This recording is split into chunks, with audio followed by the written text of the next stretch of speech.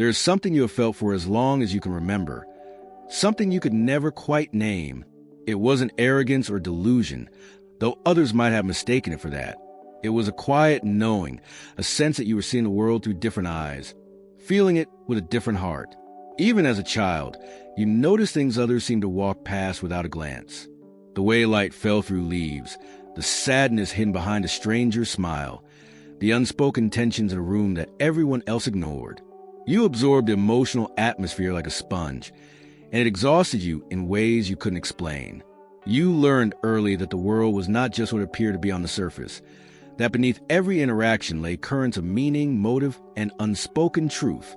And while other children seemed content to play within the boundaries they were given, you found yourself questioning those boundaries, wondering why things had to be the way they were, sensing that there was something more, something deeper, something truer waiting to be discovered.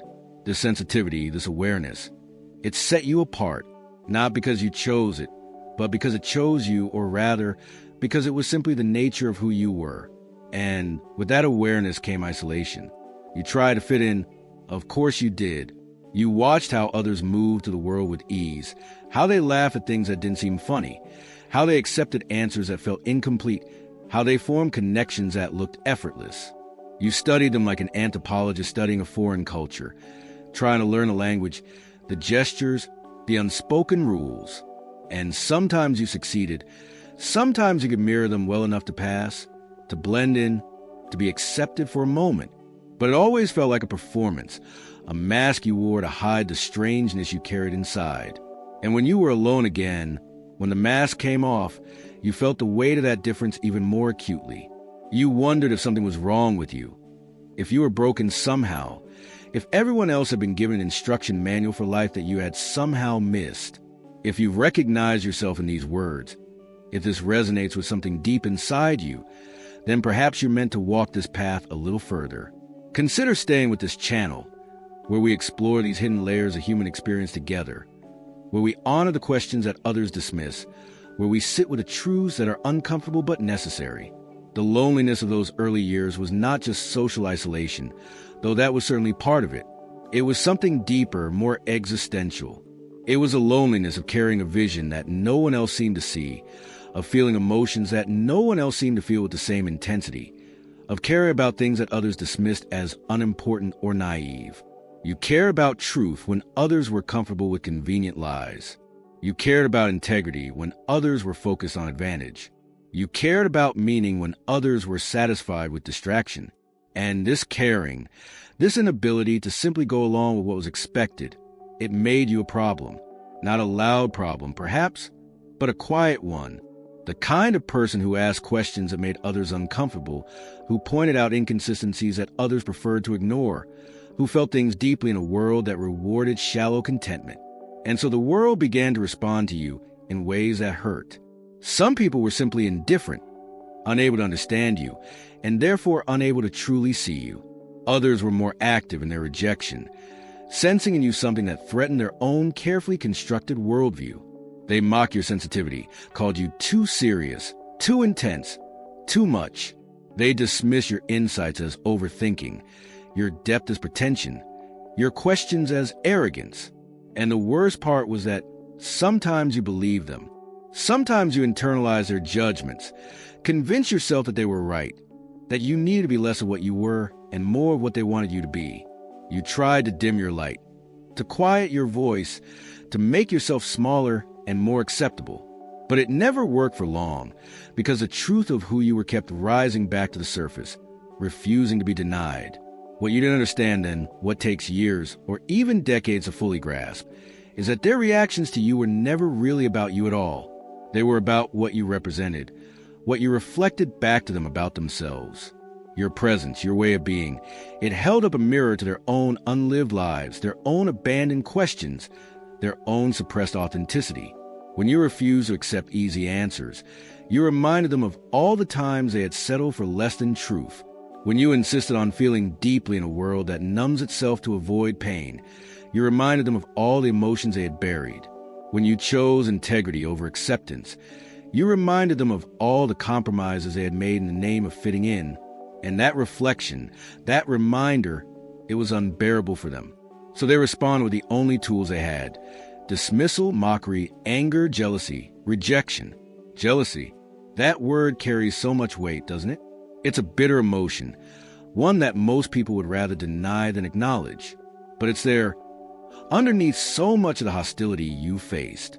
People are jealous not of what you have, because often you've had very little in the way of conventional success or recognition. They're jealous of what you are. They're jealous of your refusal to compromise yourself, of your willingness to walk alone rather than betray your truth, of your capacity to feel and question, and see in ways they've convinced themselves are impossible or foolish. They're jealous of your freedom, even though that freedom has cost you dearly, even though it's brought you pain and isolation and struggle. Because deep down, some part of them knows that you're living in alignment with something they've abandoned, that you're honoring a call they've learned to ignore. But here's what must be understood, and understood clearly. Recognizing this pattern, seeing how others have responded to you with fear or jealousy or hostility, this is not permission to feel superior. It's not evidence that you're better than them, more evolved, more enlightened, chosen by some cosmic force to be special. That way of thinking is a trap, a seductive but ultimately destructive path that will only deepen your isolation and distort your growth. The truth is more humble and more challenging than that. The truth is that you've been walking a particular path of human development, one that emphasizes inner awareness, authenticity, and the willingness to face uncomfortable truths. But it's a path available to everyone, a path that countless others have walked before you and will walk after you. You are not chosen in any exclusive sense. You are simply awake to a calling that exists in all human beings, the calling to become conscious, to live with integrity, to transform suffering into wisdom. In the old myths and stories, the hero's journey always begins with a separation. The chosen one, the prophesied child, the hidden prince, they're always set apart from ordinary society. They grow up different, marked by signs and portents, unable to fit into the world as it is. But if you look closely at these stories, really examine their symbolic structure, you'll see that they're not about literal specialness. They're about the universal human process of individuation, of becoming who you truly are rather than who society expects you to be. The separation is necessary not because a hero is better than others, but because a journey toward wholeness requires leaving behind the comfortable illusions of the collective, facing the unknown, and integrating the rejected parts of the self. You've been living this mythological pattern, not because some external force chose you for a special mission, but because something inside you responded to the call toward consciousness. Maybe you had no choice. Maybe your sensitivity and awareness were simply part of your natural temperament. Or maybe somewhere deep inside, before you even had words for it, you made a choice to see rather than to look away, to feel rather than to numb, to question rather than to accept. Either way, the result has been the same. You walked into the wilderness, into the unknown territory that exists outside the walls of conventional understanding. And in that wilderness, you faced trials. These trials have not been the dramatic battles of myth and legend, though they may have felt just as intense. They've been the quiet, grinding struggles that no one sees or acknowledges. The struggle to maintain your integrity when everyone around you is compromising theirs. The struggle to stay open and feeling in a world that constantly wounds you. The struggle to keep asking questions when every answer leads to 10 more questions and the uncertainty becomes almost unbearable. The struggle to believe in your own perceptions when everyone else is telling you you're wrong, too sensitive, too intense, too much. The struggle to keep going when you're exhausted and alone and starting to wonder if any of this is worth it. And then there's a shadow, that dark companion that walks beside you on this path. Carl Jung spoke of the shadow as a rejected, denied, repressed parts of the self, the qualities and impulses we cannot accept and therefore project onto others. For someone walking the path of consciousness, the shadow work is unavoidable and absolutely essential, because the same sensitivity that allows you to see others clearly also allows you to see yourself. And what you see is not always pretty. You see your own capacity for judgment, for self-righteousness, for using your awareness as a weapon or a shield. You see how easily the narrative of being different can slide into the narrative of being better. You see your own hidden arrogance, the part of you that looks down on those who haven't walked your path, who haven't suffered your particular forms of suffering. You see your resentment, your bitterness, your secret wish that the world would finally recognize you, validate you, prove that you were right all along. We're at a moment now where the path deepens, where the journey asks even more of you. If these reflections are landing in your heart, if you're finding something here that speaks to your experience, then perhaps this is a space worth returning to. Consider joining us, becoming part of a community that honors these questions and holds space for this kind of exploration. Facing the shadow is perhaps the most challenging part of the journey, because it requires you to surrender the very thing that has sustained you through the loneliest times. It requires you to let go of the identity of being different, of being the misunderstood one, of being the person who sees what others cannot see. Not because that identity is entirely false, but because clinging to it will prevent you from completing the journey. The goal is not to be special. The goal is to be whole. And wholeness requires integrating everything you rejected in others back into yourself, recognizing that you carry the same capacity for unconsciousness, for cruelty, for self-deception. It requires developing genuine compassion for those who hurt you, not because you condone their actions, but because you understand that they too are struggling with their own unconscious patterns, their own unmet needs, their own unhealed wounds. This is where many people on the path get stuck.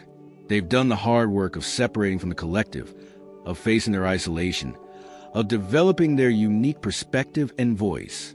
But they cannot take the final step, the step that requires them to return to the world with humility rather than superiority, with service rather than judgment, with love rather than resentment. They remain forever the outsider, forever the critic, forever the one who knows better. And in doing so, they miss the whole point of the journey. Because the point was never to prove that you're different. The point was to discover what's universal, to find a common humanity that connects you to every other struggling, striving, suffering human being on this planet. When you truly understand this, when it moves from intellectual concept to lived reality, something shifts. The anger begins to soften. The need for validation begins to quiet. The compulsion to prove yourself begins to fade. You start to see that the people who were jealous of you, angry at you, threatened by you, they were just defending themselves the only way they knew how. They were protecting their worldview, their sense of identity, their carefully constructed defenses against the pain and uncertainty of being alive. And you can have compassion for that without taking responsibility for it, without making yourself smaller to make them more comfortable. You also begin to see that much of what you've interpreted as being about you is never really about you at all. The world is not arranged around you, responding to you. Focus on you in the way your wounded ego sometimes imagines. Most people are so consumed with their own inner drama, their own fears and desires and struggles, that they barely see you at all. And when they do react to you, it's filtered through the lens of their own projection, their own unconscious patterns. They're not actually seeing you. They're seeing their own unlived potential, their own rejected qualities, their own shadow material. And they're responding to that, not to who you actually are. This realization can be simultaneously liberating and devastating. Liberating because it means you can finally stop taking everything so personally, stop believing that the world is out to get you or that you're uniquely persecuted. Devastating because it means surrendering the narrative that has given meaning to your suffering, the story that you're the chosen one facing trials and tribulations on the path to some great destiny. The truth is simpler and more humble. You're a human being who happens to be relatively awake to certain patterns, who has developed certain capacities through a combination of natural temperament and hard-won experience. That's all. That's enough.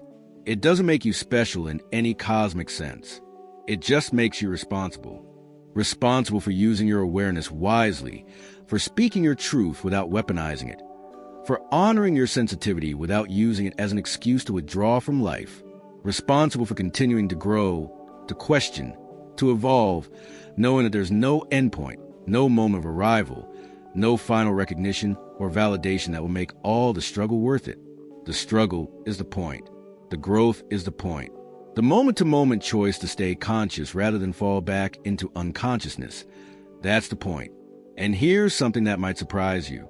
As you do this work, as you integrate your shadow and develop genuine humility and compassion, something unexpected happens. The very thing you've been seeking, the connection and recognition and sense of belonging, It starts to appear, not because the world has changed its mind about you, but because you've changed your relationship to the world. You stop needing people to understand you in order to be okay. You stop needing validation from others because you've learned to validate yourself. You stop performing or hiding or trying to manage how others perceive you, and you simply show up as you are, without apology and without aggression. And when you do that, when you're genuinely at peace with yourself, you naturally attract others who are on a similar path. Not because you're advertising it or trying to find your tribe, but because authenticity recognizes authenticity. People who are also doing their inner work, who are also committed to consciousness and growth. They can sense something in you that resonates with something in themselves. And slowly, patiently, you begin to build genuine connections, relationships based not on performance or projection, but on mutual recognition of shared humanity and shared commitment to truth. But even finding your people and building meaningful connections, it's not the destination, because there is no destination. There's only the ongoing practice of showing up, of staying present, of continuing to choose consciousness, even when unconsciousness would be easier, more comfortable, more socially acceptable. Every day presents new opportunities to fall back asleep, to numb out, to choose comfort over growth. And every day you have to make the choice again, not because you're chosen by some external force, but because you're choosing yourself, choosing the path of awareness and authenticity and continuous becoming. The jealousy and anger you face from others, it doesn't go away entirely. There will always be people who are threatened by authenticity, who are uncomfortable with depth, who react to your presence with hostility or dismissal. But it stops being so painful when you're no longer looking to them for validation, when you're no longer waiting for the world to finally see you and acknowledge your worth. You see them clearly, you understand the mechanisms driving their behavior, and you have compassion for their struggle even as you maintain your boundaries and continue on your path. This is a mature expression of what began as that early sense of being different. It's no longer about separation or superiority. It's about integration and service. You've walked into the wilderness, faced the trials, integrated the shadow, and returned to the world with something to offer. Not because you're better than others, but because you've done a particular kind of work that has given you access to certain insights, certain capacities, certain hard-won wisdom. And that wisdom is meant to be shared, not hoarded. It's meant to be offered freely to anyone who's ready to receive it, without attachment to whether they accept it or reject it. As we move toward the closing of this exploration, I want to invite you one more time to consider making this ongoing journey together. If what we've explored here has touched something true inside you, if you want to continue going deeper into these territories of human consciousness and growth, then stay with us. Subscribe to this channel, not as a passive consumer, but as an active participant in this shared inquiry into what it means to be fully human. You begin to understand that the whole framework of chosen versus not chosen was always a distortion of something more fundamental.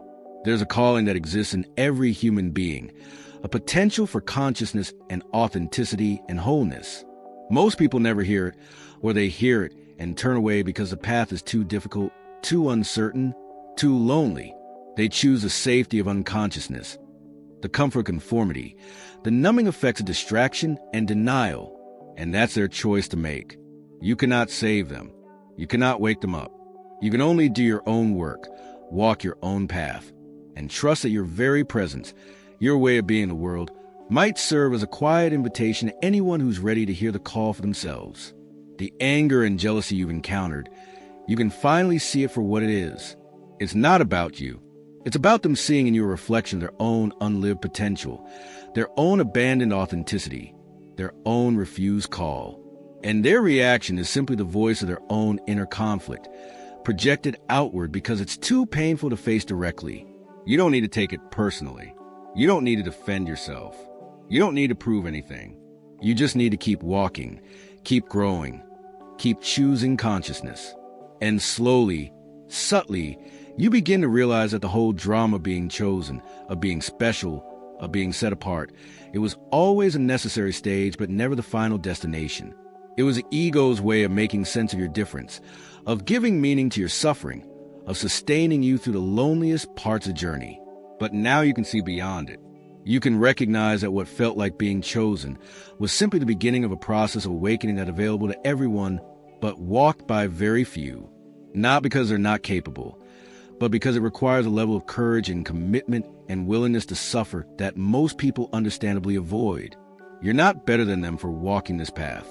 You're just different in this particular way. And they may be walking paths of their own that require forms of courage you cannot imagine. The person who seems unconscious and comfortable in their conventional life might be facing challenges and doing internal work that's completely invisible to you. The person who mocked your sensitivity might be protecting a wound so deep that any real feeling would shatter their carefully constructed defenses. The person who seemed jealous of your authenticity might be desperately trying to hold together a life that's falling apart, and your presence was simply too much for them to handle in that moment. When you truly grasp this, when you understand that everyone is struggling with something, that everyone is doing the best they can with the level of consciousness they've currently achieved, the last vestiges of superiority fall away.